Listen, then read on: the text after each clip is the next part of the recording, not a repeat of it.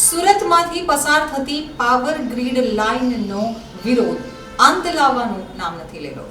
આજે સુરત જિલ્લાના ખેડૂતો મોટી સંખ્યામાં કલેક્ટર કચેરીએ આવી પહોંચ્યા હતા। ખેડૂતોએ કહ્યું કે વીજ પરિવહન માટે ટાવર લાઇન બાંધવામાં આવી છે। હાલમાં અમારા વિસ્તારમાં ખાવડાથી નવસારી 765 કેવીની વીજ પરિવહન લાઇન નાખવા માટે ટાવરો બાંધવા માટેની કાર્યવાહી ચાલી રહી છે, જેમાં વીજ પરિવહન કરવા માટેના હાલના કાયદાઓનું સરેઆમ ઉલ્લંઘન કરવામાં આવી રહેલ છે, તેમજ કાયદાઓનું ખોટું અર્થઘટન કરી અને ખેડૂતોને રંજાડવામાં આવી રહ્યા છે, જેને લઈ ખેડૂતોમાં વ્યાપક પ્રમાણમાં અસંતોષ ઉત્પન્ન થયો છે। વીજ ટાવર લાઇન નાખવા માટે વીજ કંપની અને વીજ પરિવહન કરતી કંપનીઓ દ્વારા અંગ્રેજોના સમયમાં 1885ના ટેલિગ્રાફિક એક્ટ હેઠળ નોટિસ આપી કાર્યવાહી કરવામાં આવી છે, જેને કારણે ખેડૂતોને તેમજ પર્યાવરણને ખૂબ જ મોટું નુકસાન થઈ રહેલ છે। આ સંજોગોમાં 1885ના ટેલિગ્રાફિક કાયદાને નાબૂદ કરી પર્યાવરણ અને ખેડૂતોને લાભકારક કાયદો બનાવવા માટે વિનંતી કરવામાં આવી છે,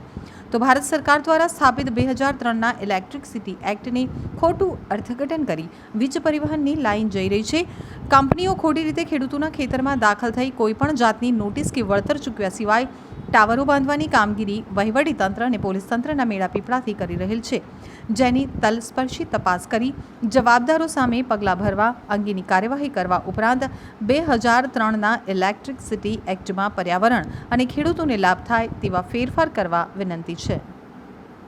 પાવર ગ્રીડમાં જે ખેડૂતો દ્વારા વિરોધ થઈ રહ્યો છે કે જે રીતના પાવર ગ્રીડના અધિકારીઓ ગેરકાયદેસર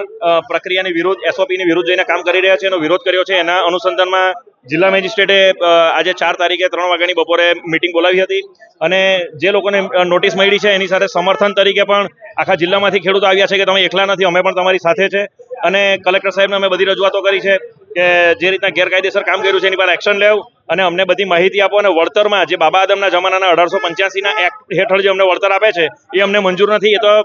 ટેલિગ્રાફ એક્ટ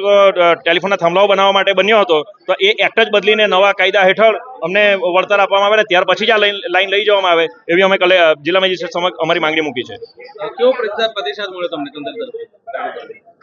જિલ્લા મેજિસ્ટ્રેટનું પોતાની લિમિટેશન્સ છે, એના હક વિસ્તારની બહાર જઈ શકતા નથી, પરંતુ એમણે એમનાથી શક્ય પ્રયાસો કરવાનું કીધું છે અને પછી અમે જોઈએ અમે કોર્ટમાં જઈ શકીએ કે અમે શું કરી શકીએ કે સરકારને રજૂઆતો કરીશું કે આમાં જે ઘટતું કરવા જેવું લાગે એ કરો।